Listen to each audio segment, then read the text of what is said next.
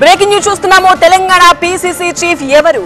ఈ ప్రశ్న గత కొంతకాలంగా తెలంగాణలో నడుస్తోంది. దానికి సమాధానం వచ్చేసింది. ఇప్పుడు ఏఐసీసీ భేటీలో నిర్ణయం తీసుకుంది హైకమాండ్. బీసీ నేత వైపే కాంగ్రెస్ అధిష్టానం మొగ్గు చూపినట్టుగా తెలుస్తోంది. మహేష్ కుమార్ గౌడ్ ని టీపీసీసీ చీఫ్ గా నియమిస్తూ జారీ చేసిన ఉత్తర్వులను మనం చూస్తున్నాము. ఏఐసీసీ భేటీలో నిర్ణయం తీసుకుంది హైకమాండ్.